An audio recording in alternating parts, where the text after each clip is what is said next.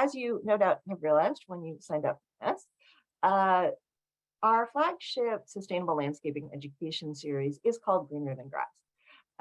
I personally grew up kind of hating grass. I grew up in one of these suburban neighborhoods, probably similar to what many of you are currently living in or also grew up in. And when I was a kid, it was very rural. There were acres of forest behind the house that I used to ramble in, and it gradually became more and more developed. And I think really, without realizing it, that's when I became a conservationist, was seeing everybody cutting down their trees and replacing it with all of these tidy lawns and getting the lawn companies out to maintain them, and they would make noise and there'd be a lot of diesel fumes. And, even as a teenager, I think this was something that was bothering me, and it was certainly bothering my parents. They were the last ones in the neighborhood to actually keep the trees on their lot. And, as I learned more and more about it and learned that, okay, this grass it's not just boring to look at, but there's serious environmental issues there. I started thinking and learning about what to do to replace it. And so that's really something that we're going to talk about today. And the wonderful thing is that you have so many options. In the picture on this title screen is one of my new favorites that I really only discovered this year. It is an aster. And a lot of us think of asters as purple because that's what the traditional asters are. But there are many different varieties of native asters in our region. And this one is called the calico aster because, like a calico cat, it has many different colors. Some of the florets have pink centers, some have yellow, some have a little bit of a mix. It is a great plant for small spaces because it is one of the more compact asters. This is not something that is going to get almost as tall as you are. It's pretty short, and it grows really densely, so you get a lot of late season pollinator bang for your buck. And it's a really pretty plant. Even the leaves are very pretty before it starts blooming. And of course, it's a native and a perennial, and it spreads very, very rapidly. So, all right. So what is the deal with grass? Grass is America's largest crop. Crop defined as something that is deliberately planted and maintained and irrigated. It's not just America, of course, that has a lawn problem. Most of Europe, we've heard from our Australians, most countries in the world. This is just kind of in the 20th century, earlier than that in some areas, that became the aesthetic. Grass, neatly mown. So now in the US, grass, turf grass, lawn grass covers 40 million acres, which is 3 times the next largest crop, corn.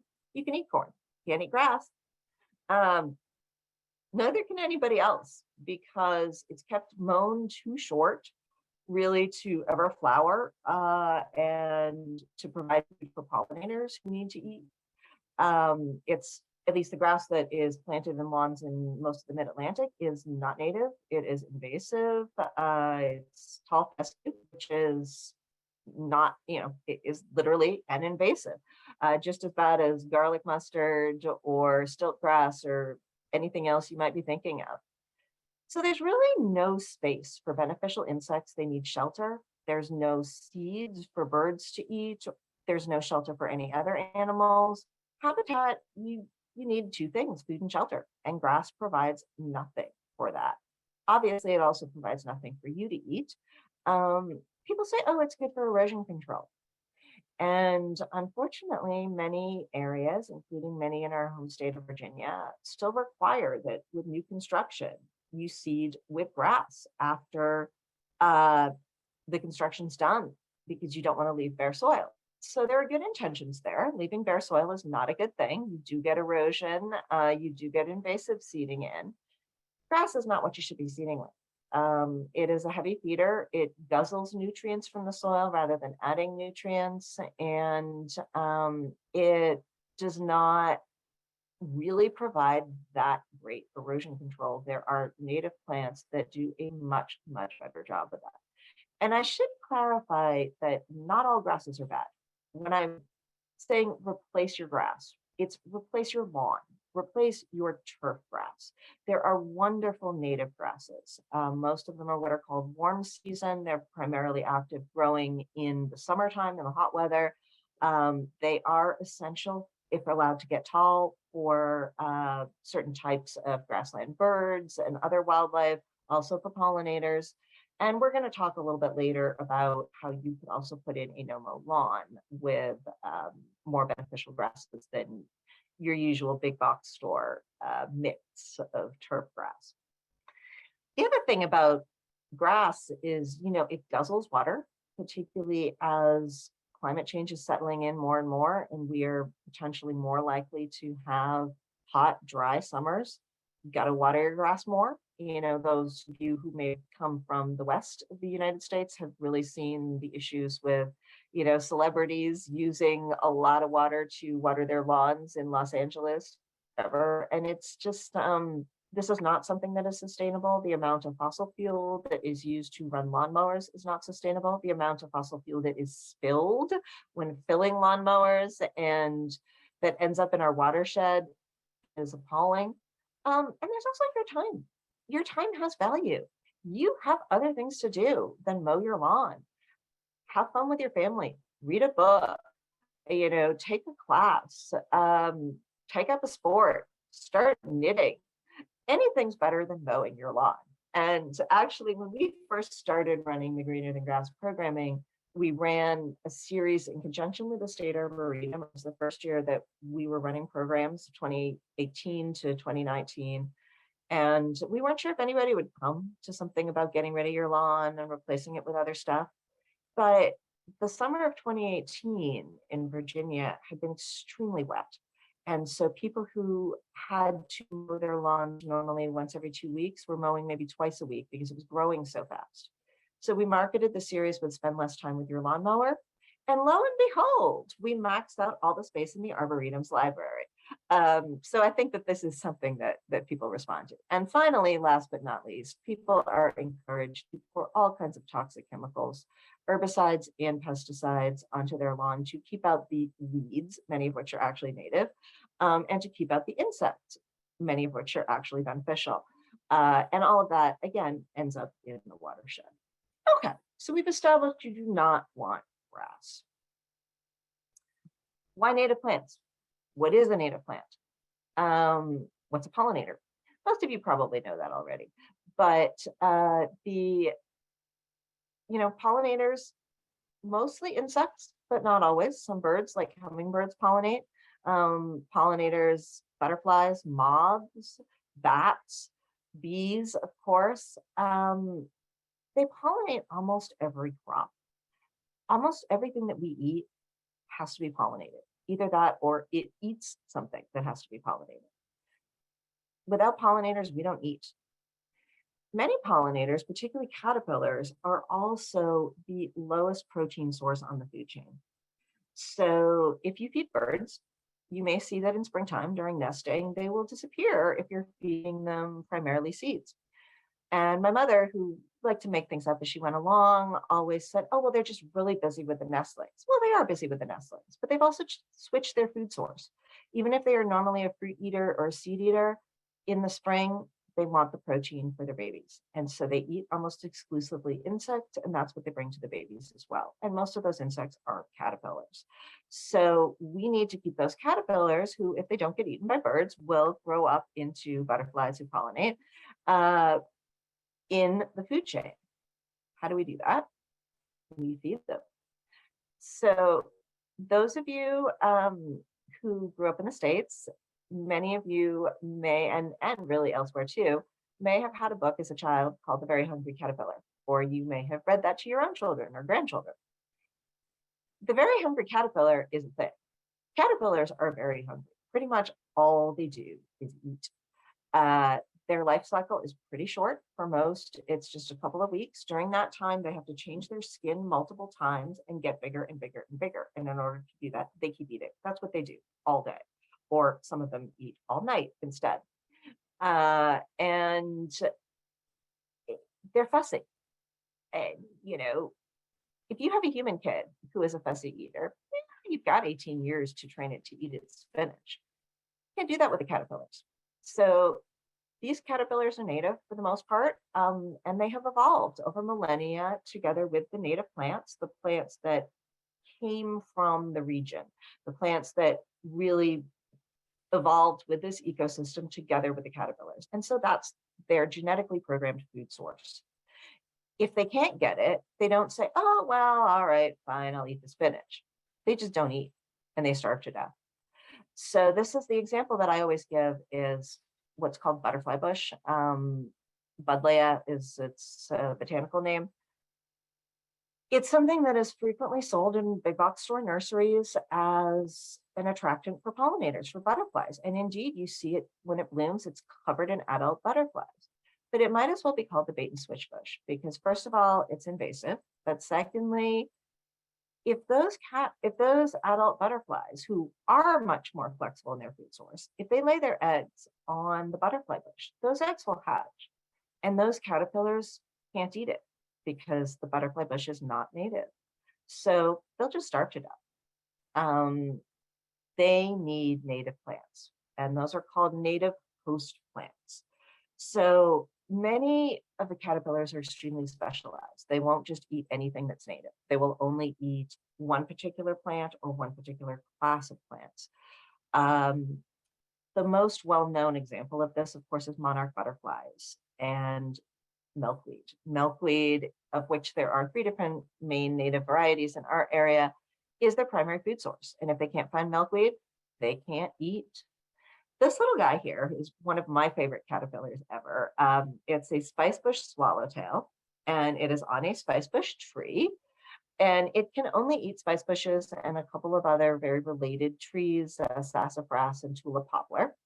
I happen to have a lot of spice bushes, so I have a lot of spicebush swallowtail caterpillars, and they are just amazing to watch. This guy is close to becoming a butterfly in one of his later instars. When they start out, they look like a little bird dropping, which is evolutionarily programmed to make them look really unappealing. And then into the later instars, they look like a fake snake. So he's trying to look really, really fierce and make potential predators think that he's a snake ready to strike. They also, as a bonus, turn orange right before they pupate and become butterflies. So all around, this is a wonderful thing. And so for you, having the native plants, not only are you helping the environment, but you are getting to see these cool creatures that you would never see otherwise if you do not have the plants for them. Okay, a couple of overall trade-offs in planting native, because we've established it's a good thing, but where native do you need to go? And this is a somewhat controversial question. I think there's very clear answers. You should never plant something which will be invasive, which means that it comes from outside the area and it will spread extremely rapidly and crowd out the natives. So English ivy is a great example of that in our area. A lot of vines and, a lot of those plants were deliberately brought into the country. And some of our native plants have become invasive in other countries. So, but are all non-natives bad? Not necessarily. They're certainly not all invasive. Some of them are edible. Tomatoes are not native to our area, and yet we plant them and we encourage people to plant them.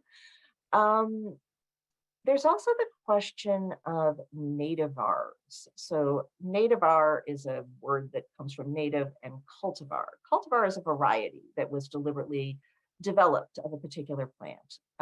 So for example, a redbud tree has a cultivar, which is a nativar, called forest pansy, which has dark purple leaves. Otherwise, it's very similar to the original redbud tree, which has green leaves. So forest pansy would be a nativar. There are also nativars of many different perennials. Native purists will tell you not to plant them. And in general, I would agree, particularly if you have a small space, you want to focus on the plants that will have the most environmental bang for the buck.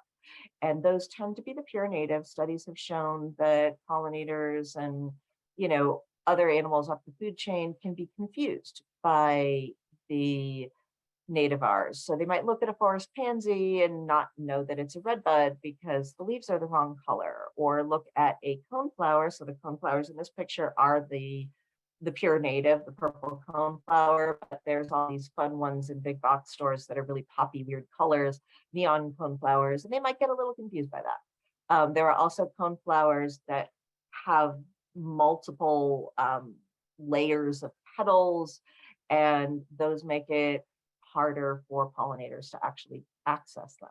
So in general, it is best to go for the pure native. However, we are the realistic sustainability organization, and it's better to plant a native art than not to plant or to keep your grass.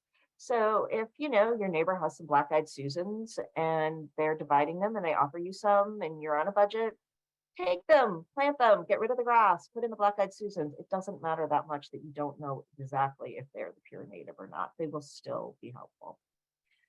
How chemical free? Okay, so this is a question we're going to talk about in a minute that is actually one that many of you who have small spaces have the luxury of not having to wrestle with as much. For people who live on large properties, you sometimes have to decide, okay, am I going to go completely herbicide free, or do I want to get rid of a lot of my invasives? Because sometimes you just can't do it all manually. If you're in a small space, often you can. But in general, it's obviously best not to use herbicides, not to use pesticides. There's almost no reason to use pesticides in a home area, other than, organic ones like pyrethrin or neem on your vegetables or whatever, which Sonia may talk about more next week. For herbicides to kill invasives, it really depends, and we'll talk about that a little bit more in detail when we talk about how to get rid of your grass, but it depends a lot on how much area you have, what you have in terms of the ability to do the physical labor, but there are other ways, and if you can avoid the chemicals, we absolutely would encourage you to do so. How expensive? This is a great question, and of course, that's one that you have to answer. In a small space, you might be able to pay more per plant than somebody who has 10 acres or 100 acres. But with native plants, often the good thing is that they're very aggressive if they're in the right place. And so you can get divisions from friends. If you're in our operating area, we run programs for our members and for our volunteers. We had a seed gathering in a native meadow this past weekend, so people can get free seeds. We run seed swaps and plant swaps. Take advantage of all of that if you can, and you don't have to pay a lot for your natives. And the good thing is also, if you buy one plant and you put it in the right place and you're a little bit patient, you will have more. So it doesn't have to be expensive.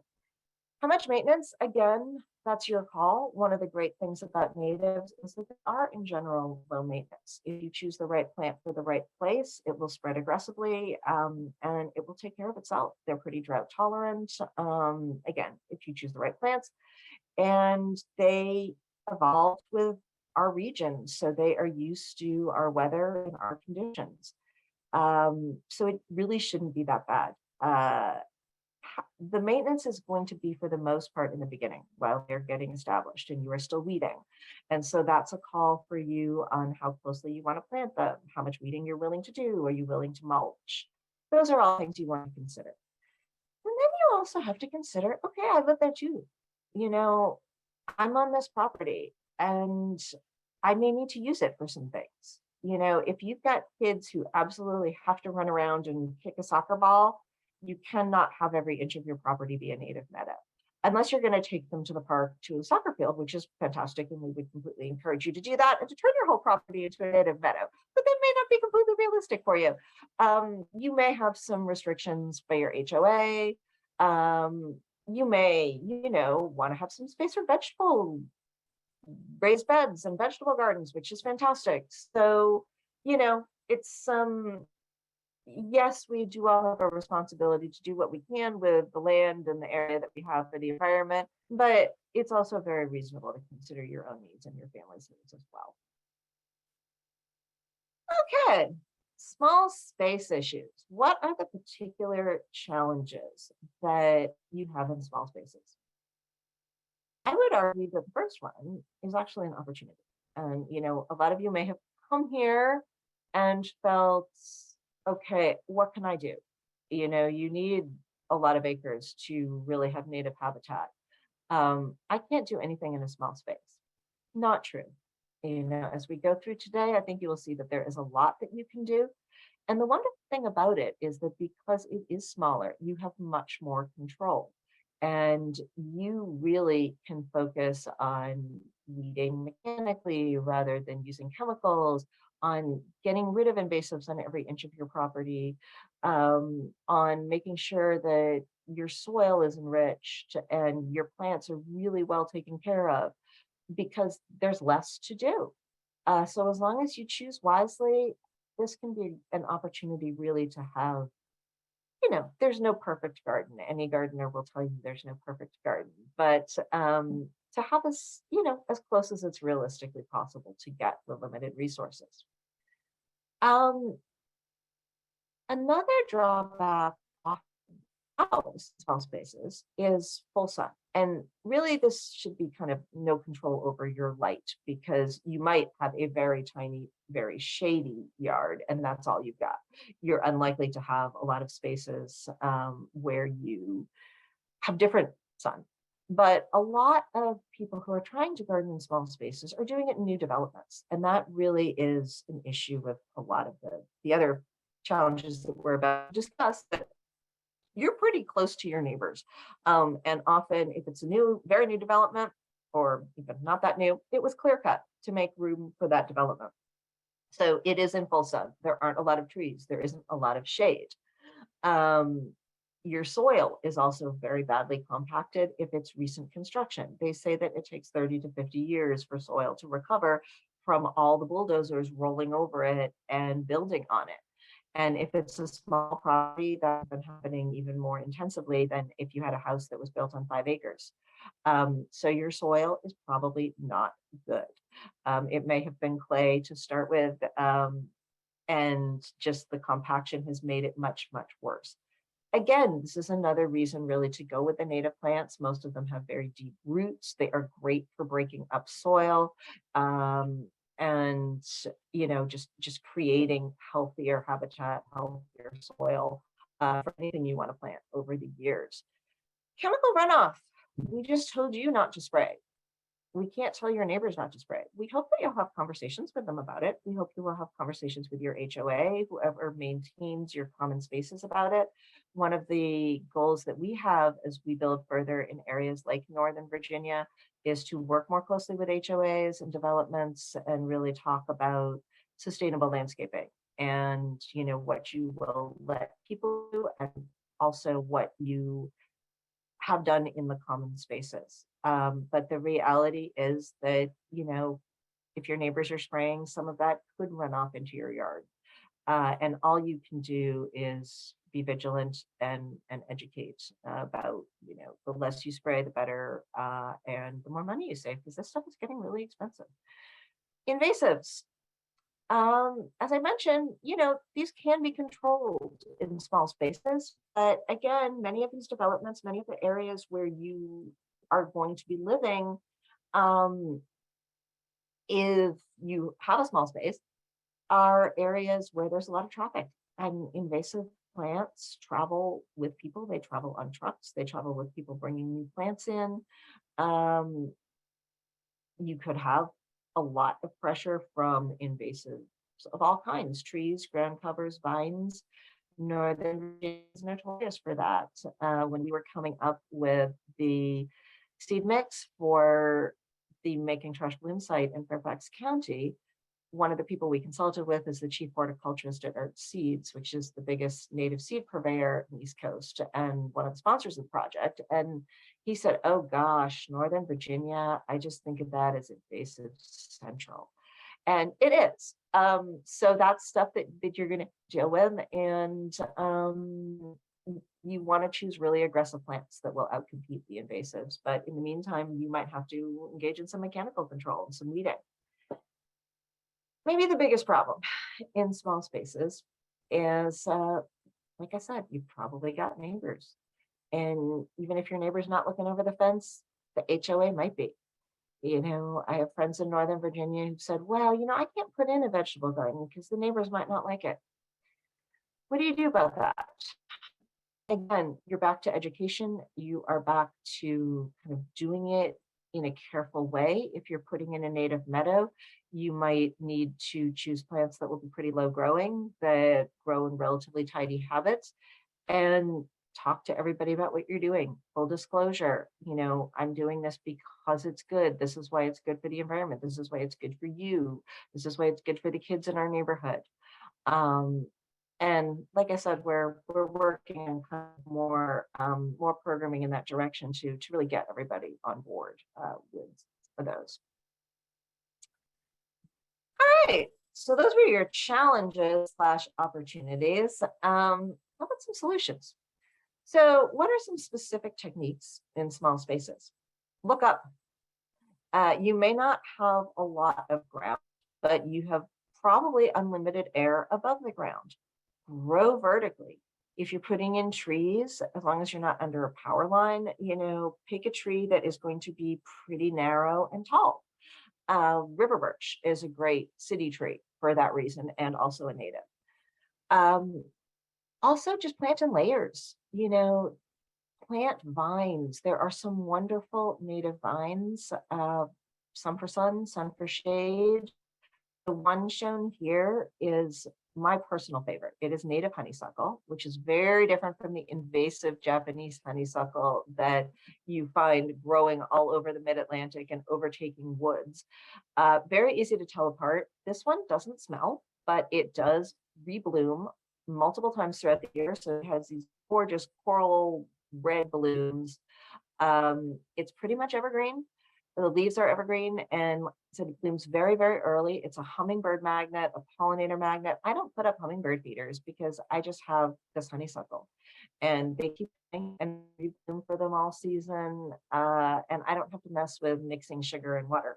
So this for me is a win-win. And again, it grows vertically. Put up a good trellis, and it can grow. This one's growing right on the side of my house.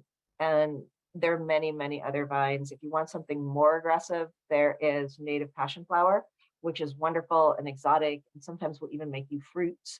It is extremely aggressive. It is all over my garden shed, which I don't mind. But yeah, not one to pick if you want something controllable. The honeysuckle is much better behaved, the native one. So definitely plant upwards. You can even do kind of terraced plantings for perennials. Get creative. All kinds of ideas online about that kind of thing. Plant closely.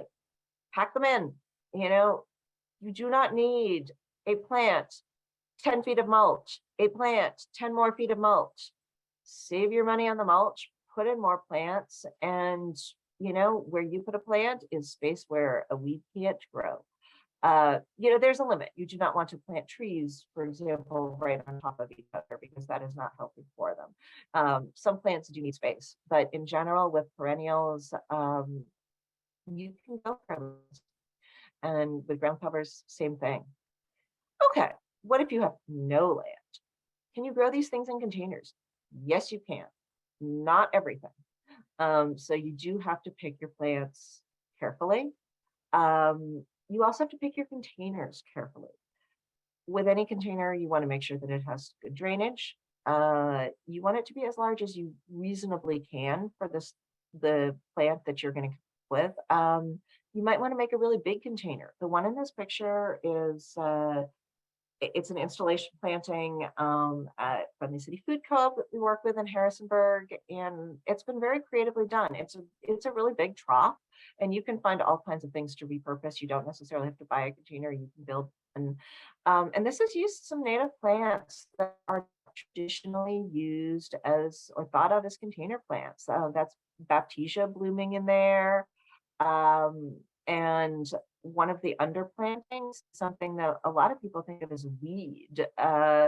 It is Virginia creeper, and that's just a vine that grows all over the place here, but it is a native. It is a wildlife friendly native. It looks fantastic in the fall, beautiful red color. And if you're worried about it getting out of control, it can't do that in a container. Um, get really creative. But as you are deciding what you're going to plant, think about the size of the containers you can accommodate.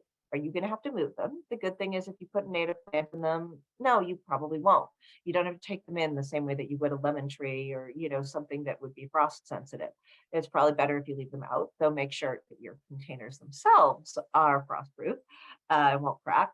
But you want to consider root depth and plant height. And I put root depth first for a reason. The most important part of the plant is what you plant. It is underground. And sometimes the roots on these plants will go 6 feet deep. You probably don't want to try to plant that in a container. So you want to really research how much space the roots need and what they'll do if they get root bound. You also want to think about the plant height. Usually that's roughly proportionate to the root depth, not always, but usually. So you don't want something that gets to 8 feet tall and is going to fall over from your 2-foot container. It's not going to be happy. It's not going to do well. You also have to consider soil and water. I said, one of the great things about native plants is that once they're established, they pretty much take care of themselves. That is not as true in containers, because in containers, they will dry out faster. And they will use up the nutrients in the soil faster, and they don't have the option of spreading their roots to get more water or more nutrients. So you may have to add compost, you may have to repot and change the soil, you may have to water in the summer. I would definitely pick drought tolerant plants for the containers, ones that are not something that's like a really fussy spring ephemeral that needs a lot of water. Or even something that would normally grow on the edge of a creek bed. Not a great choice for a container. If you're willing to consider nativars, this is the time to do it, the native cultivars, because if you only have a really small container, it might make sense to choose something that is not going to get very tall. And some of the nativars are bred to be smaller than the original plant. My preferred solution to that, though, is not to get a smaller nativar, but to plant the original one, plant the original native perennial and prune it.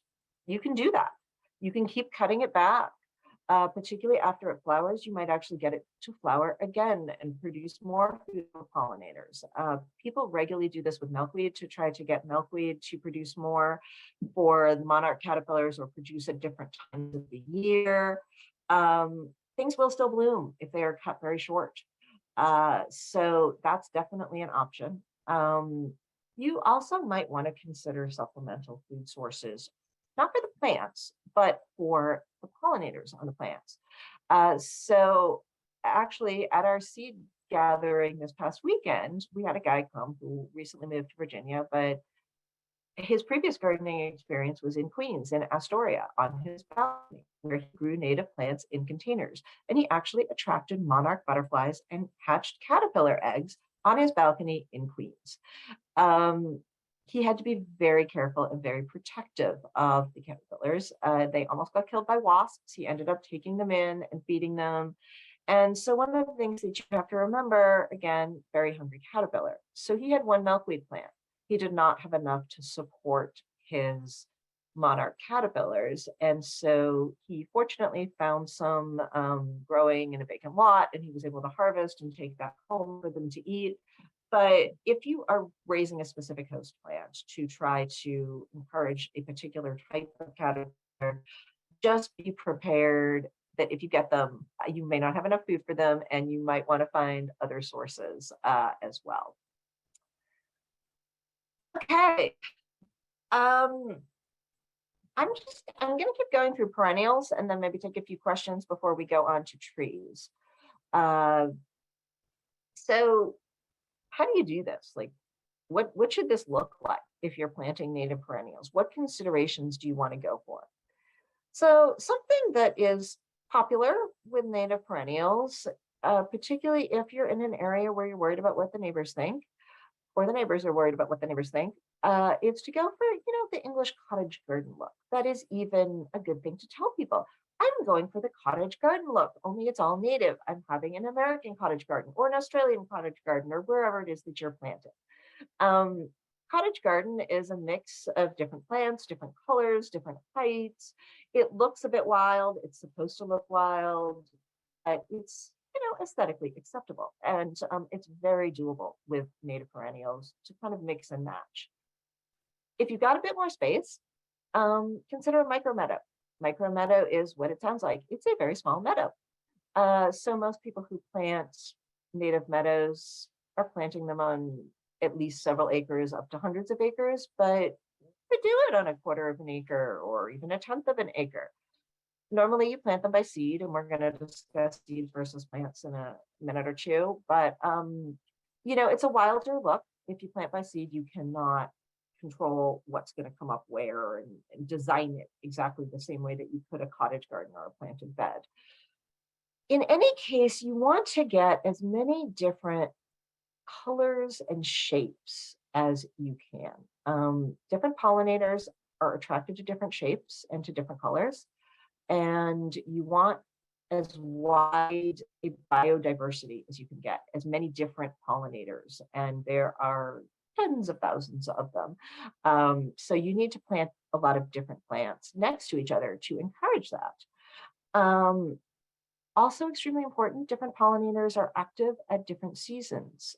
Different animals are active at different seasons, different beneficial insects. You want to have something blooming as long as you can. You want to have stuff that will bloom as early in the spring as you can get to.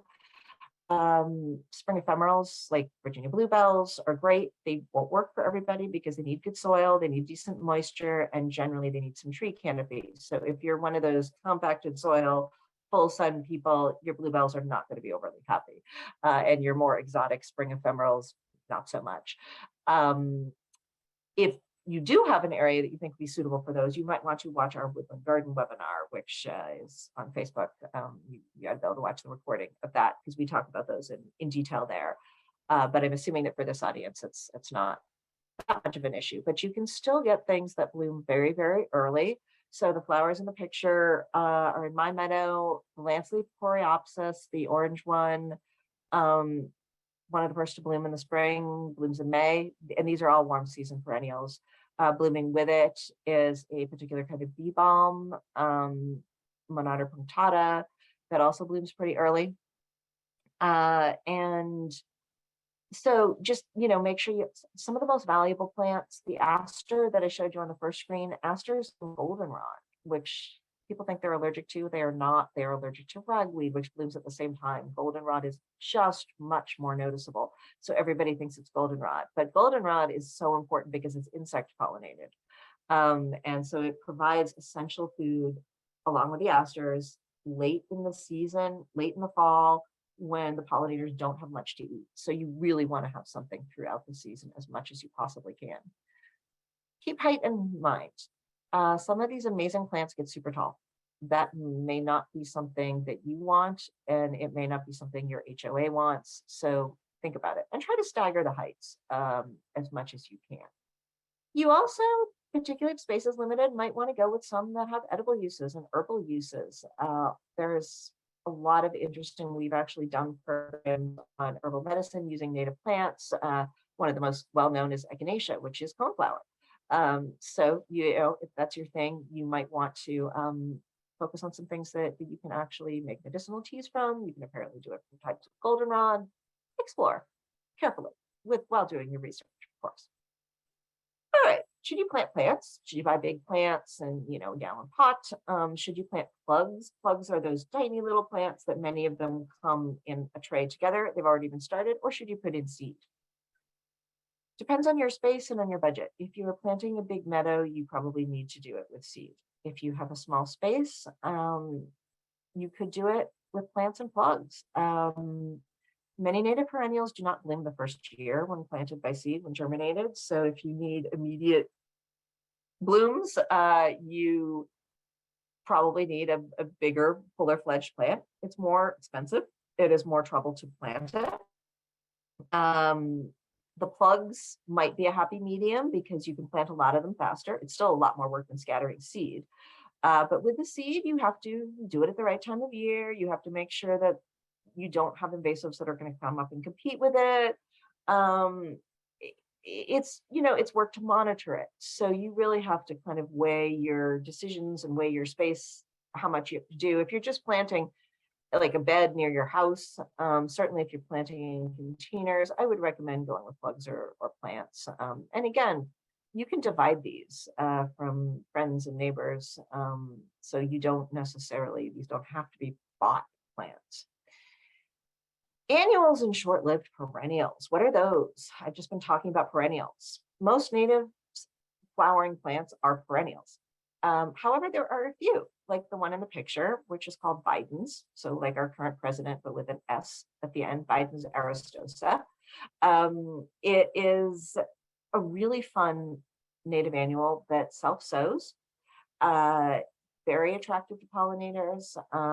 When I first planted my meadow, it was put down in the mix, and there were a lot of areas that really it took off in. Gorgeous yellow flowers in very late summer, clouds a bit. It's fantastic. It has since popped up in clumps all over my property, and I love it. It's kind of a wild, fun thing. You certainly can also plant other annuals that are not native. Again, don't do anything invasive, but there are non-natives that are still very good for pollinators. Mexican sunflower is an example. Fantastic for monarchs. I mean, not the only thing you should have for monarchs, and the caterpillars can't eat it, but the adult monarchs adore it. Other pollinators adore it. Some companion plants that Sonia's probably going to mention, like marigolds and zinnias, those are also great. And they're often much cheaper and easier to grow, easier to start from seed. And those are wonderful things to fill in the spaces between your plants while you're getting them established. Also, you can do that with short-lived perennials. So these guys that were in my last slide are an example. They were blooming the first year in my meadow. They are both what's called short-lived perennials. They germinate soon, they bloom soon, and they usually, the plants only last for a couple of years, and then there's kind of what's called the successional effect, and more conservative species come in and start establishing themselves and taking over, and these guys cycle out. But they're great plants to start with, and good things to with. So lanceolate coreopsis and spotted bee balm monata punctata are good examples of that for our area. You don't have to do this all at once. You can expand one bed at a time. You can see what works, and if it works, you'll probably have more of it, so you can divide it, or you can start more of it from seed without having to spend any money. And so that's a great opportunity. The one thing I would say is to try to keep certain considerations in mind. So if you feel like you're going to start with a bed right next to your house, if you plant fairly short perennials there, and then you want to plant taller ones in the next bed out, you're going to get rid of another swathe of grass the next year or something. Well, they're going to shade out your shorter perennials. So, think about height, think about planning and potential a little bit when you're taking this into mind, or taking this into consideration. Final point about logistics is that these are not steppable plants. This is a lawn replacement in the sense of, this is something great that you can and should do with your space instead of turf grass. It is not something you can play soccer on. It is something you can make a path through and take a walk and have a little seating area and be able to sit there and admire the pollinators and the birds. But, it's not, you won't be able to walk on all of it, particularly during the blooming season. Right. We take a couple of questions before we go to trees and bushes. Is there anything you guys are seeing that's particularly urgent?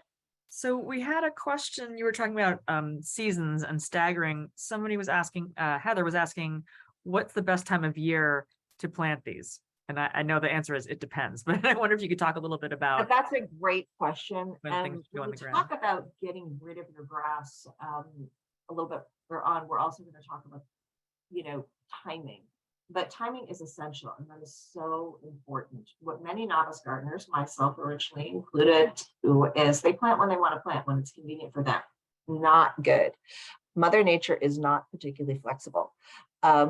So if you are planting or dividing perennials, the best time to do that is either in the fall, like around September, or this again assumes that you are in the northern hemisphere, so Australians add 6 months, or in early spring, like maybe April or so. So that's a great time for perennials. If you're planting trees, which is what we're going to talk about next, actually right now is the best time of year, particularly if they are deciduous trees. You want to plant them right when they've gone dormant and they've lost their leaves, because then they have all winter to focus on their roots without having to maintain the leaves or flowers or fruit, and they will establish and they will grow much more quickly. If you're planting from seed, it's a bit more complicated. Theoretically, you can put it down at any time of the year, but that's going to depend on your situation and what kind of competition is going to seed in. If you're planting at a time of year when it's not likely to germinate, you definitely should put in what's called a cover crop. So something that will germinate and will the invasives in the process. If you're starting natives from seed, you want to probably do it pretty early in the winter. It's not so easy to start native perennials. For those who are local, we're going to be doing some winter sowing classes for our members and our volunteers in January and February. That's a great way to start native plants with easy to get supplies, and you actually don't even have to do it indoors. You can do it outdoors, so it doesn't take up space. So do we have one more quick question, or should we move on to trees? That we could do. Sari, one more question. Oh, one more question. Are non-native azaleas harmful to the little critters? Non-native azaleas. Harmful, no. It's just not the best use of space necessarily. If you have limited space, and we all have limited space to some extent. But yeah, I mean, I have some azaleas that came with my house. I find them much harder to maintain than the natives because they are fussy. They come from a different part of the world with much more acidic soil than I happen to have. They don't really love it where I am. If they die, I take them out, but I'm not going out there and killing my azaleas. They definitely do provide food for pollinators. So no, you have to go without all of your non-natives. If you have a butterfly bush now, take the hatchet to that. So, all right, so speaking of trees and shrubs, moving on with that, there are so many wonderful native tree bushes, and I'm not going to go in too much detail into specific plants because I know that not all of you are from the East Coast. This should be relevant to most people to some degree, but it's probably not necessarily Floridians. Lauren is in Atlanta, so she's at kind of the southern end of the range of where all these you've got great options. First of all, you have to research. There's a mantra of right tree, right place. And of course, you can say right plant, right place. But this is particularly true with trees because they are much harder to move. Do not put them where you think they would look pretty if that is not where they want to be. Some trees and bushes really need moist soil. Some need, like the azaleas I mentioned, but also native mountain laurel, for example, that needs really acidic soil. Check your soil pH. You can always get a soil test done at your local feed store or local extension office. You can even get home pH meters, and it really matters for trees, whether your soil is particularly acidic or alkaline. See what's growing in any wild areas near you that might be healthy. Don't give it too much. If it needs full sun, it needs full sun. I have planted a lot of full sun demanding trees in shade. It didn't end well. I had to do some of them multiple times before I finally got a grip and put them where they wanted to be. Another thing to keep in mind is they grow. A lot of trees come with nice little tags that say 10 feet tall. That's kind of nursery estimate of where it'll be in about 10 years. The trees don't read their own tags. They don't know that when they get to whatever their tag said, they need to stop growing. So they keep on growing if you've made them happy. And, uh, you know, the most tragic thing is to plant a beautiful tree that you love that's doing really well, but then has to be taken down because its roots are getting into your foundation or its crown is getting into the power line. If you have a septic field, you do not want to plant deep rooted trees anywhere near your septic field. No willows, no maples. Be smart about trees. Really adjust upward from what sizes. If you are living in a small space area, you don't really have space for, say, an oak tree. Now, some of you said you had more than an acre or up to an acre. So yeah, you could have a statement oak. Oaks are great trees. They're Sustainability Matters signature tree. They support more biodiversity than any other native tree in our area. They get very big. If you have a townhouse, don't plant an oak. It won't end well. So you want to really seriously consider how big this thing is going to get, because even if you're not going to be there forever, you know, the next people are going to be a lot likelier to keep it if it's not becoming a problem. So you want to look not only at the size, which is the height, but at the habit. Does it spread or does it grow tall? So I mentioned river birches. They get pretty tall, but they are straight. So as long as it's not under a power line, a river birch is a great tree. If it is under a power line, or for some reason you don't want something super tall, you might want something that is smaller and spreads more, like a spice bush or really any kind of bush. Limited space, I would say focus on the trees that are of the most value to the environment and to you yourselves. So those would be fruiting and flowering trees, trees that and all trees, flower to some extent, but trees that really notably flower and provide a lot for pollinators, or maybe edible flowers for you, or that provide fruit that is great for you and birds, for wildlife in general. Evergreens are also great because they do provide winter habitat. In our area, there are not a lot of small native evergreens, so I have not put them in the list. But if you live in an area where there are, native evergreens that don't get too big, and that's true, or if you have space for a big one, by all means, go for that. Some of my favorite edibles are persimmon. That's the orange flowers in the picture. Sorry, the orange fruits in the pictures. They are actually fruiting now, and they are better after they freeze a few times. So they're like a great Thanksgiving, maybe in some areas even Christmas season, holiday season fruit. Again, it's important because they fruit at a time when very little else is available for food. It's a decent sized tree. This is a tree, not a bush. So, pawpaw is another fun one, but super fussy. You definitely need to have many of them if you want to get them pollinated. So maybe if you have a fairly wet neighborhood with neighbors who are serious gardeners, and everybody's willing to plant a pawpaw, otherwise it may not do that well. Spice bush is the yellow flowers. That's one of my favorites. That is the host of the caterpillar on an earlier slide. It is also one of the first natives to bloom in the spring, even in the depth of shade. It does very well in shady, damp areas. Called Appalachian allspice, edible at all seasons. Even the twigs make a great late winter tonic that apparently the Native Americans and also the early European pioneers out here enjoyed. Some areas you get native blueberries, and that's fantastic, and also a fairly small plant, so that can be useful for small spaces. Some of my favorite flowering ones, clethra, smells really sweet, is beautiful, and the leaves now on my clethra are wonderful yellow, so deep, great fall color. Some others with great fall color and wonderful flowers, sweet spire, fothergilla, buttonbush. Those are all bushes, so they do not get too big. They do come in native ours. You can get, or many of them do, so you can get a dwarf buttonbush if you really have to, only have space for something quite small or a foundation planting. Redbuds are just a spectacular tree in Virginia.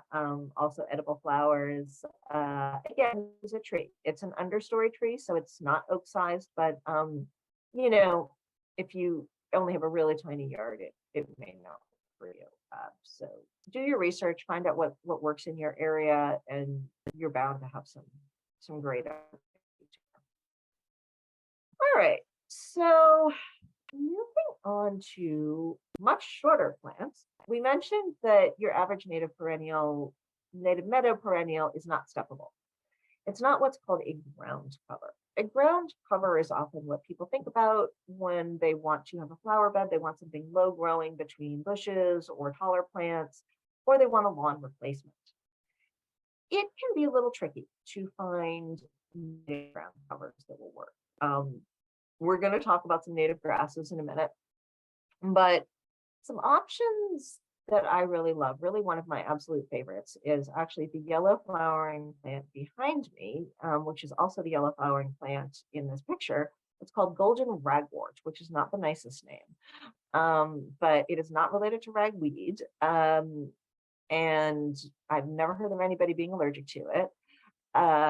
It's a fantastic plant because not only does it have these pretty yellow flowers, but the rest of the year it sits there. It is evergreen in our region, which is really important because part of why some of the invasive ground covers can get a toehold is because they stay green all winter, or they green up earlier or stay green later than the natives do. And so they've got a competitive advantage. But golden ragwort outcompetes because it's there all year round.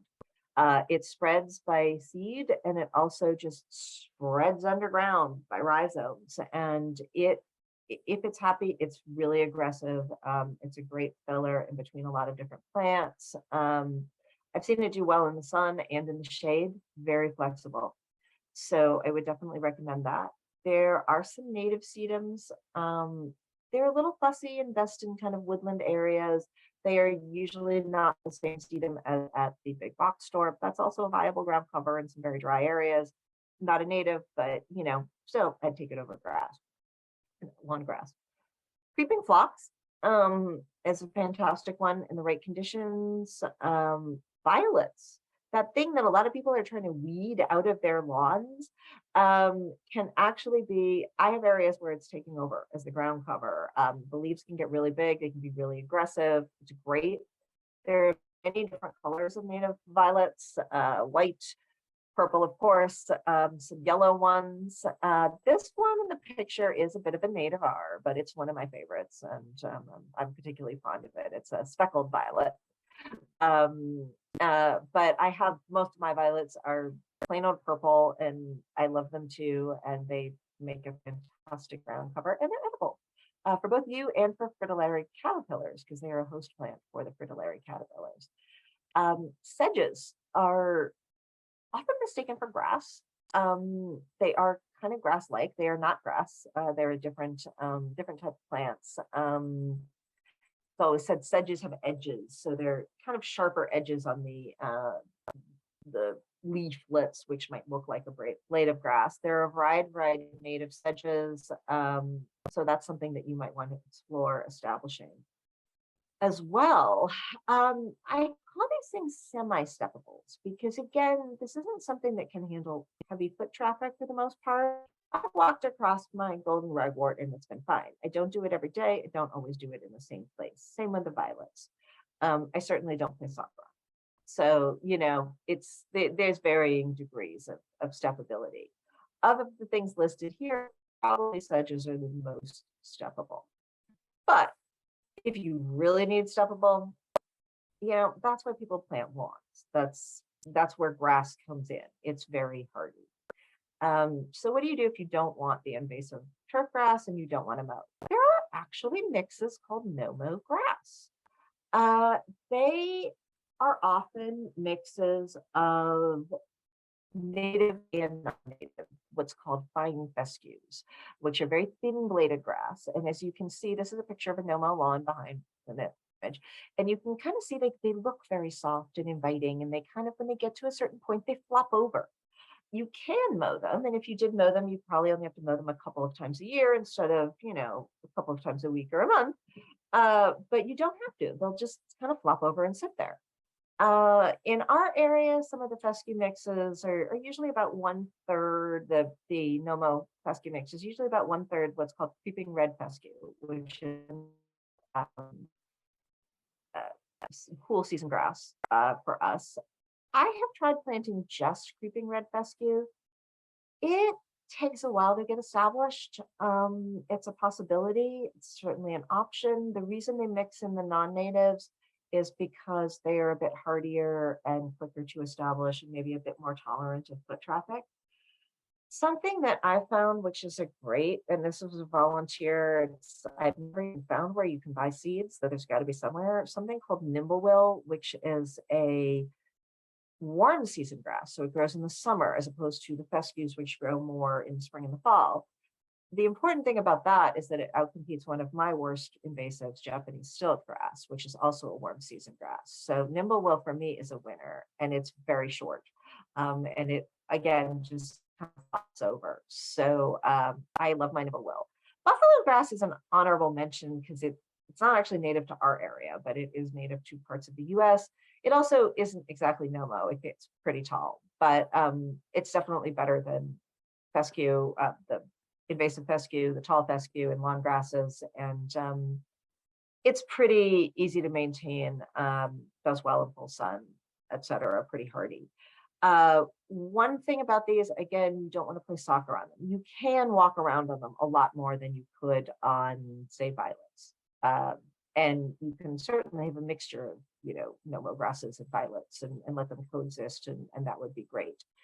It also, if you have invasives issues and you're willing to use herbicide, you can use a broadleaf specific herbicide on this, so something that will kill every but grasses. So that is an advantage if you're trying to control a significant area and you can't do it mechanically. Sedges are back in here just because some people use them as lawns. And so they are, in a sense, a No-Mow grass, but they're not actually grass. Clover, we get asked about a lot, and that I personally have tried. How about a clover lawn? Clover lawns, many advantages. One of the best being that instead of pulling nutrients from the soil like traditional lawns do, they actually fix nitrogen, which means they put nutrients back into the soil. So if you have bad compacted soil, clover, any kind of things in the pea family, fantastic.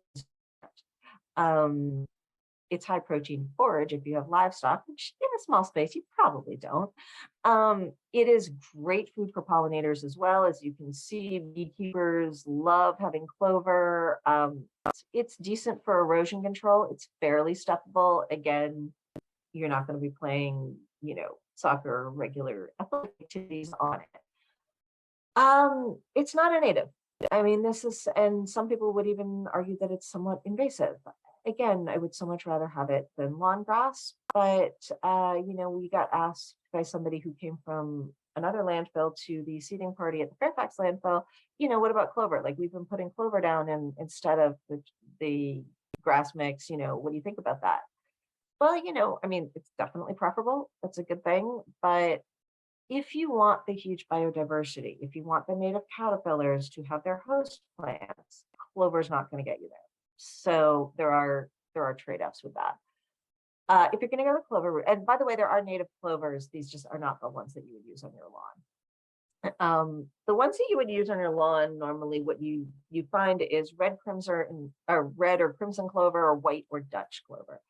The best lawn one is the perennial one, the white or Dutch clover. It's also considerably shorter than red or crimson clover. But if you're just using clover as a nitrogen fixer to repair your soil, then red and crimson clover is usually cheaper. It will cycle out after a while. I love crimson clover. It's just gorgeous flowers. So, it's a bit more interesting to look at. So these are some options. And next, and really our final section, is going to be, all right, how do you actually kill that grass? Before, because site prep is the most important part. But maybe we could take one question if there's anything particularly burning before we move on to that. There was one question from earlier about houseflies that were shown, I guess, on one of the pictures from before. And are flies considered to be good, bad, neutral? Flies are an important part of the food chain. And they are, as you can see, up fairly late, like they stick around and they need food. And birds are also around and need food and eat flies, as do amphibians, a lot of different animals. Flies actually pollinate as well. So the pawpaw tree that I mentioned, which is it's the largest native fruit in our region. It is exclusively pollinated by flies to an extent that pawpaw farmers used to actually hang roadkill in pawpaw orchards to attract the flies to pollinate these notoriously difficult trees. So yes, flies have their place in the ecosystem. Flies are good guys for the most part. So, all right, I'm going to move on to getting rid of grass. This is a Sustainability Matters spokescat. We do have an official spokescat. His name is Chaim, and he is here to demonstrate what not to do, basically. And, I've often said that the tagline for a lot of our education should be, we made the mistake so you don't have to. We have tried everything we teach about, and we are hoping to make it easier for you. So what I did when I first moved into the property I'm living in now is I just started clear cutting, and I just started getting rid of things that I knew I didn't want. And I didn't really have a plan. And nature abhors a vacuum. And I have many invasive plants, and they all just streamed into that vacuum. So what Chaim is surrounded by is Japanese stiltgrass, an area where I had cleared and I had killed the turf grass that was there, but I didn't put anything else down immediately. I was fortunate in that a couple of very aggressive native plants started seeding themselves in afterward, and now that area is mostly Virginia wild rye and jewelweed, which are sort of mostly outcompeting that stiltgrass, but it could have gone very badly. And I'm still getting rid of some stiltgrass from that area. So plan what you're going to do. Timing is so important, and you do have to site prep. Probably the question that we get the most from people is, well, I wanted flowers on my lawn and I threw out a bunch of seeds out there and nothing happened. Why not? Because you didn't site prep. Because you have to have bare ground before you're trying to start your native plants. Invasives are invasive for a reason. They outcompete the natives, and that includes the turf grass. But you want to really plan to kill it at the right time of year when it is most vulnerable to whatever method you're choosing. We'll talk about that in a minute. Also, when you're going to end up with bare ground ready to plant in at the right time of year to put in what you want to put in. So, if you're putting in something that's only going to germinate in the spring, you don't want to necessarily have the bare ground ready in the fall. It's not the end of the world if you do, especially if you're in a small space, because you can overwinter some of this by, putting down mulch, or down a crop, newspaper with mulch on top. So that is doable, but it's extra work and it's more trouble. You want to kill any plant that you want to kill. You want to kill it when it's at its most vulnerable. And when that is really depends on the plant, and it depends on the method that you're going to use to kill it. So for example, you want to kill most plants when they're growing. And so if what you're trying to kill is traditional lawn grass, and it's mostly a tall fescue mix, that's growing in the spring and the fall. You're not going to get much result if you say spray herbicide on it in the summer. It'll still come back in the fall because it's dormant in the summer and it's not growing, and herbicide works on growing plants. So think about all of these things, and it's really the eternal know your enemy.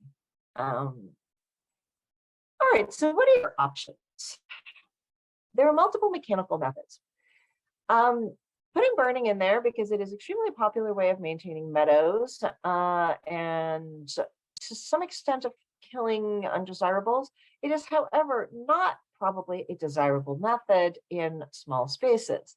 I definitely think your HOA would object to that. And honestly, I'd be on their side. So you probably won't be burning, but you may hear about controlled burns in various areas or prescribed burns. And that's, if it's done right, it can be a good thing in minimizing environmental damage. Okay, what about digging and stripping and pulling the sod off? If you really do have sod, if it's kind of a layer of sod that you can just strip, that can actually be a very good method. Particularly again, if you're not leaving bare ground for a while.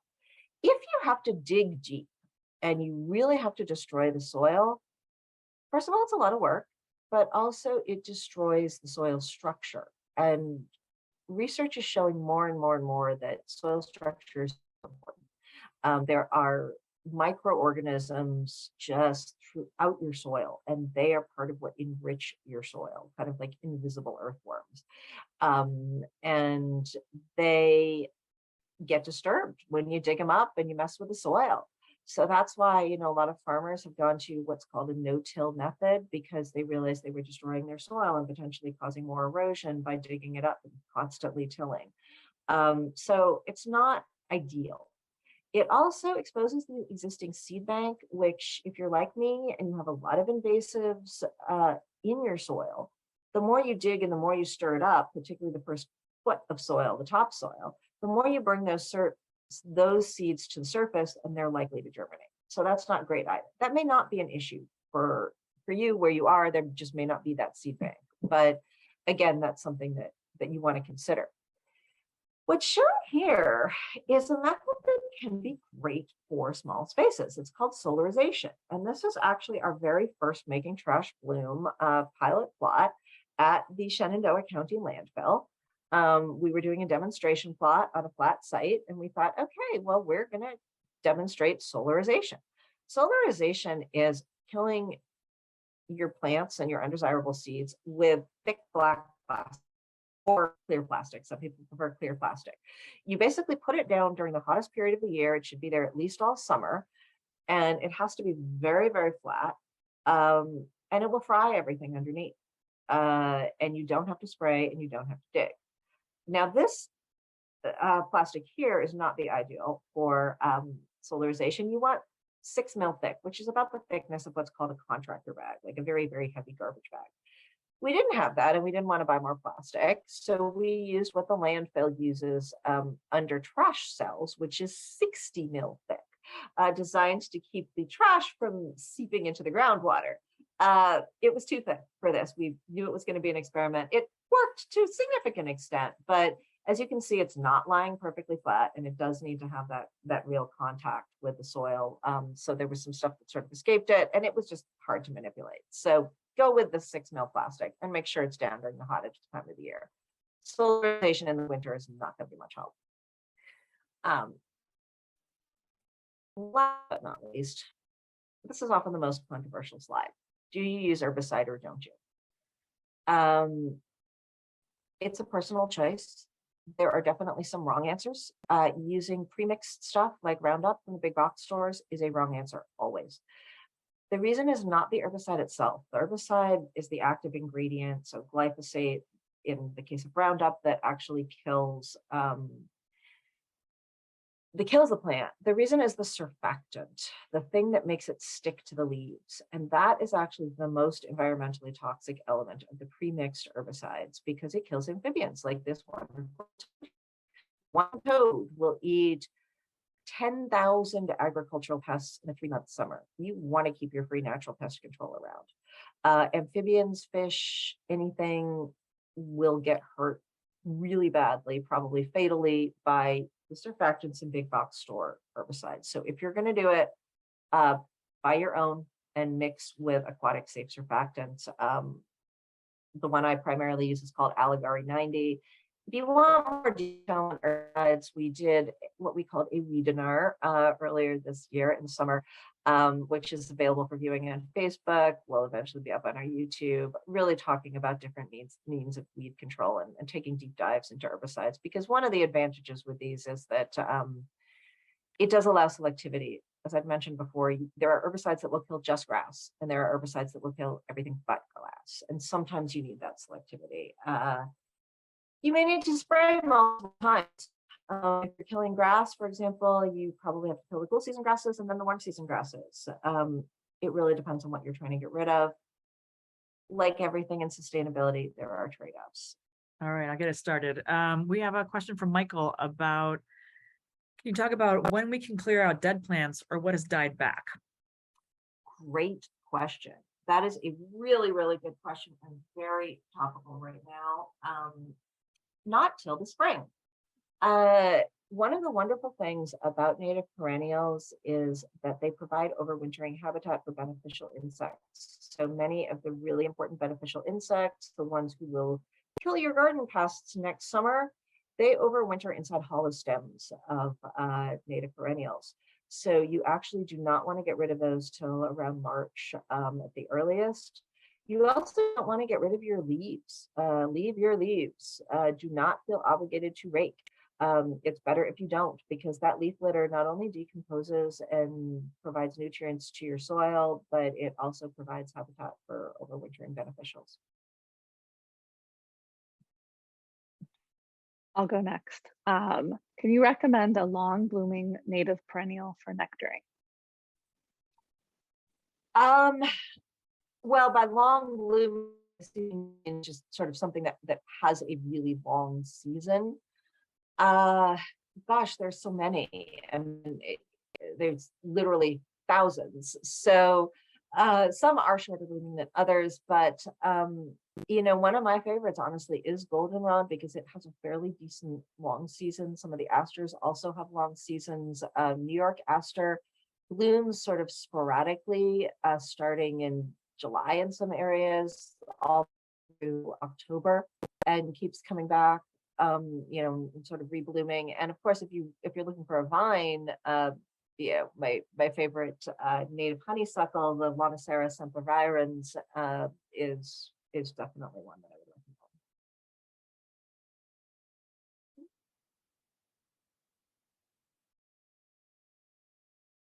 All right, let's do one more.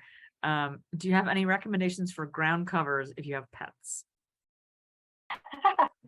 That is a great question. And actually, one of the questions that we get asked the most often is, how dog tolerant are a lot of these plants? There's surprisingly little hard data on that. And something that we are actually semi-seriously looking for funding for doing is testing this out. One of the landfills that we have recently planted at actually has a on the site of the landfill. And so we talked to one of their board members about possibly expanding the meadow and putting an area next to the dog shelter so that the dogs could actually provide data on how dog tolerant a lot of these native plants are. I am probably going to cop out and say it depends a little bit on your dog and really how much they dig. How small the area is. You certainly would not want them to continue using the same space where you were trying to plant as a toilet, unless you have one designated dog toilet and you are not trying to plant there. Something you might want to just sort of think about is kind of, are your animals leashed? Are they contained? What kind of situation it is, because a lot of these plants have kind of spiky seed heads. I mean, not to the extent that they would hurt an animal, but to the extent that they will get stuck in the fur. And that's actually part of how the plants reproduce and how they travel, is by getting stuck in animal fur. But for you, it's a pain because you're going to have to comb them out. So I don't have any really solid recommendations other than the hardier you see the plant is, the better a chance I would think that it has. But hopefully, if we get the funding to do this thing with the dog shelter, we may have much better answers for you in a couple of years.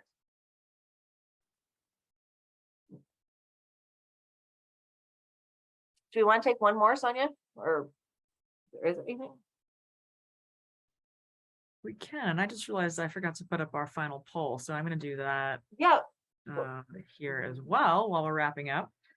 And we did have a question about nimblewill outcompeting stiltgrass in woodland areas. Yeah, so I'm actually seeing it starting to do that because it's, one of the big problems with stiltgrass is that it grows well in shade, which lawn grass does not. So usually what happens, people actually will start, yeah, I mean, the stilt grass will really get a foothold in places where their grass cannot do well. And that's also where I have seen nimblewill start. I've seen it in full sun as well. And I think it does prefer full sun, but so does stilt-grass, but it just survives in the shade. And nimblewill, from what I've seen, and will too. But something to consider too is that some of the native fescues, the fine fescues like the creeping red fescue, also actually prefers a bit of shade, some dappled shade. So that's another alternative for meadows, or I'm sorry, for ground cover in the shadier areas. Though again, it's a cool season and stilt grass and nimblewill are warm seasons. So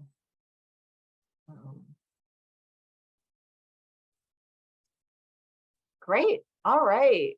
Well, thank you all so much for listening, and as always, thank you so much to our amazing Zoom team. You guys keep this running, and we are eternally grateful. Could not wrangle the many ring circuses of these webinars without you.